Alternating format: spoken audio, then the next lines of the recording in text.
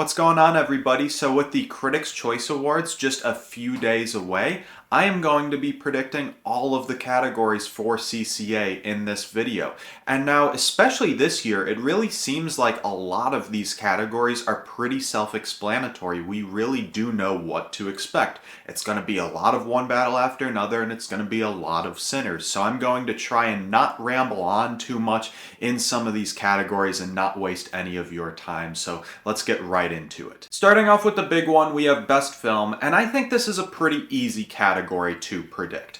I will say that this is the place that is most likely to award Sinners, but I think those chances are still really slim. So I'm not going to overthink things here. One battle after another is going to win Best Picture. Best Director, another one that I really don't have to spend any time on. Could it be more obvious that PTA is winning? Best Ensemble, this one I do think Sinners has a realistic chance at winning, but I still just think it's going to be one battle after another. It's going to be sweeping up in a lot of these major categories, and it would be a little bit weird, I think, to award one battle after another so much and then just give Sinners Ensemble here, so I think it's going to be one battle in this category as well. Best Actress, now I did think for a long time Jessie Buckley's sweep was very safe, but when Rose Byrne came out of the gate strong with the critics groups carrying and winning so many of them, I thought maybe there was a chance that Rose Byrne could upset here at the Critics' Choice. But now that it seems like Buckley's getting all of that momentum back, I think she's finally passed Rose Byrne in Critics' Group's wins. It would be surprising to me if Rose Byrne actually ended up winning here. If she does, I think it would be more of a Paul Giamatti, Cillian Murphy situation and not a, oh look, Rose Byrne's going to take this, and the Oscar. I think Jessie Buckley, it's either she loses this and wins everything else, or she sweeps altogether, and I'm going to be predicting her to win the Critics' Choice Award for Best Actress. Leading Actor, now this is probably the most interesting category up to this point that I've talked about, because I think there's a realistic shot for a few different people to win this category. Ethan Hawke, I think, has a slight chance, but I'm not overly sold on it because he is his film's only nomination. Michael B. Jordan actually has the most wins at critics groups in this category, which leads me to believe maybe there's a chance that he could win the Critics' Choice Award. That would be an incredibly interesting result. Maybe if they really want to give Sinners some love above the line, this might be an extra one other than original screenplay, which we'll get into later. But I think there's a realistic chance that Michael B. Jordan could win this, but I am leaning more towards the Leonardo DiCaprio and Timothée Chalamet angle because, as we know, critics groups, it doesn't really matter that much for Critics' Choice because Critics' Choice is its own body. They like to try and predict the Oscars, so even though that Jordan has the most critics groups wins, I don't think that necessarily means it's going to translate into a win here at the Critics' Choice. So that means for me, it is between Chalamet and DiCaprio, and I'm pretty 50-50 on this. I think both actors have a lot going for them. Leo, he's in the Best Picture winner, and we know especially the Critics' Choice like to really over-reward their favorite films. That's why I think it's going to be a massive turnout for both One Battle and Sinners here at the Critics' Choice. So there's a realistic chance that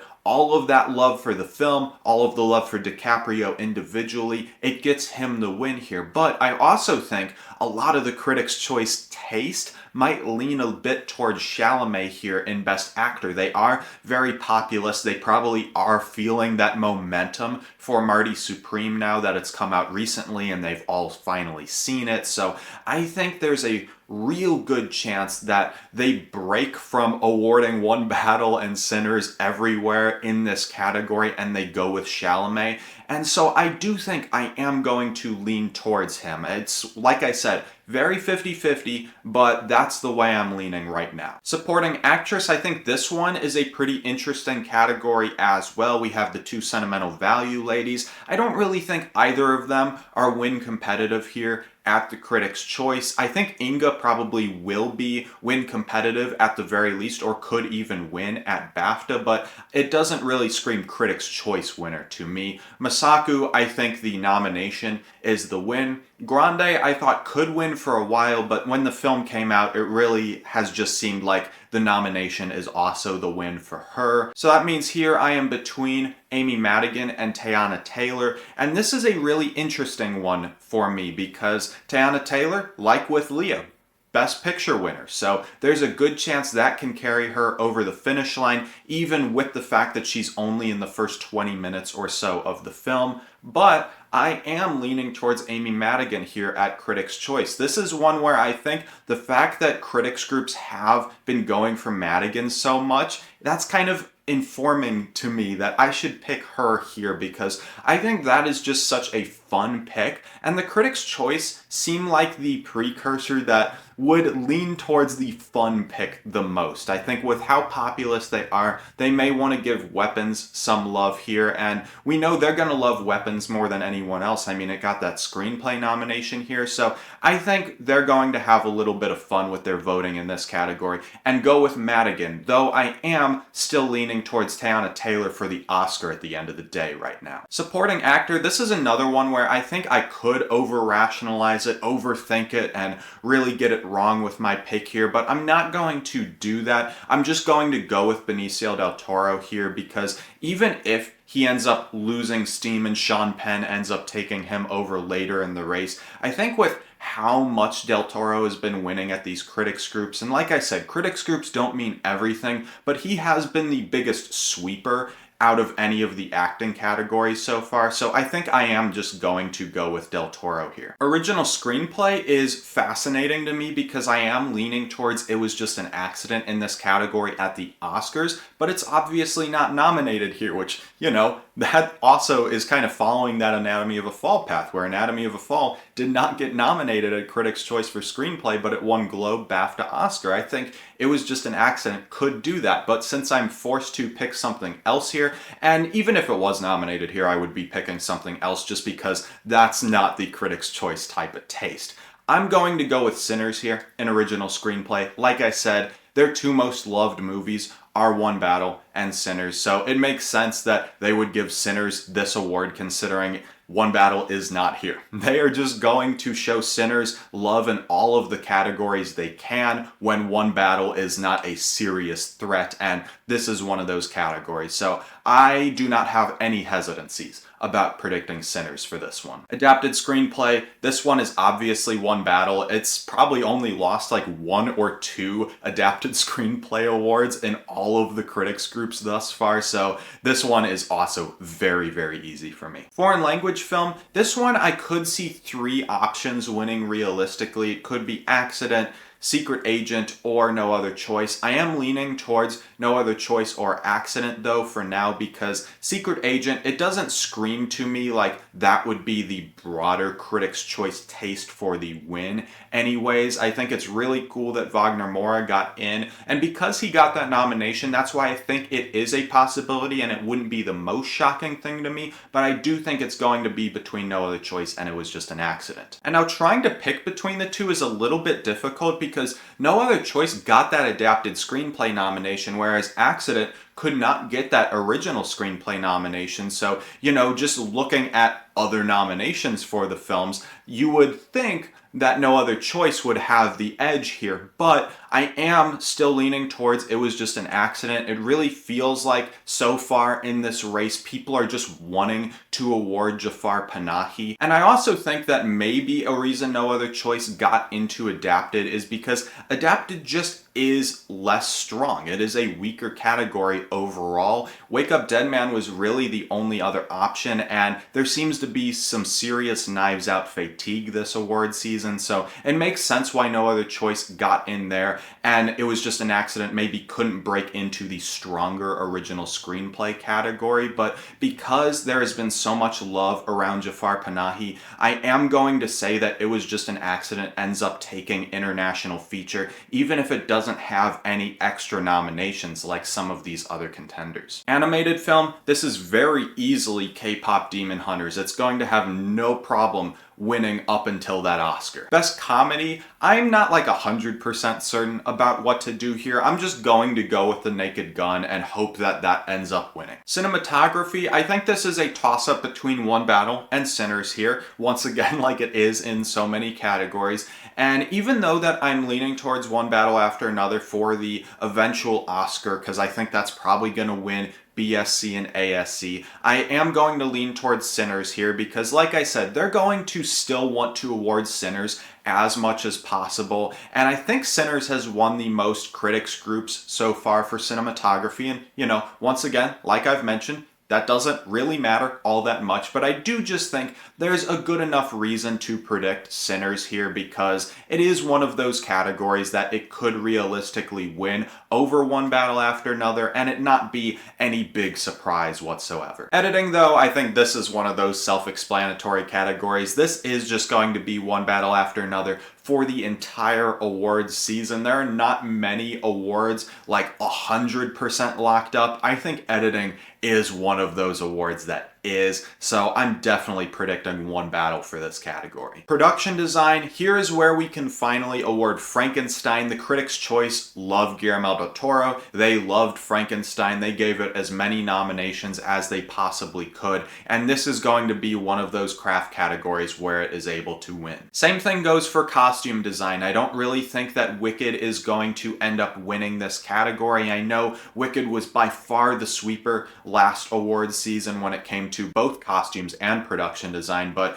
I really don't see anything getting in the way of Frankenstein winning these categories this year. And makeup and hair is the final category here that I think Frankenstein is just going to win with ease and not have any trouble with at all. Visual effects, I don't think there's a more locked up category than this one. Like there is every time an Avatar film comes out, Avatar is going to win visual effects. There's no question about it. Stunt design, I'm not like 100% certain on this one. Like they could like really just hype up their favorite movies of the year in One Battle and Sinners and give them this one, but I don't think that is going to happen in stunt design. I think they have too much of a brain to do that one, at least. So I think this is probably going to be between Mission Impossible and F1 because, you know, driving those cars for F1, that's cool as hell. But I do think, you know, Mission Impossible, it just is the stunt franchise, so I think Mission Impossible is going to win this category. Sound, this is the first year we have this category at the Critics' Choice, so it's going to be interesting to see what they do, and I think whatever they pick here, that could end up being the early favorite for the Oscar, whether it is Sinners or One Battle After Another. I don't think any of the other options have a great chance to win over them because, you know, like I've said a few times here, they are just going to go out for either Sinners or One Battle as much as they possibly can. And I think it makes sense to predict Sinners for this one because it is such a big musically oriented film, and I think the sound design plays such a key role into that, whereas One Battle, it's just kind of a tertiary focus. I think Sinners, that kind of becomes the forefront of it at many points in the film, so I'm going to predict Sinners here in sound. Original score, this is another one like with cinematography where I could see the eventual Oscar winner not winning this category, and that's because I do think Johnny Greenwood has a very good narrative to finally win his Oscar. I am leaning towards One Battle After Another in that category at the Oscars, but I think Sinners makes a whole hell of a lot of sense to win the Critics' Choice Award, and I don't really have any hesitancies about predicting it in this category. Kind of like what I said with sound, the music in this film is so significant and it really becomes the focal point of the story at multiple segments. So I think the music in Sinners, like, they just would award that here at Critics' Choice and it would be 100% deserved. So I think they are going to go with Sinners here. Best song, this is another one where they could rally around Sinners if they really wanted to, but it is just going to be Golden in this category. I feel that is a song that we have not been able to escape since K-Pop Demon Hunters came out, so I really think that one is going to be the song winner for the majority of the major awards this year, and I don't see why the Critics' Choice, with how populist and how normie their taste can be, I don't see see why they would not go for Golden. Young Performer, this is actually one of the ones where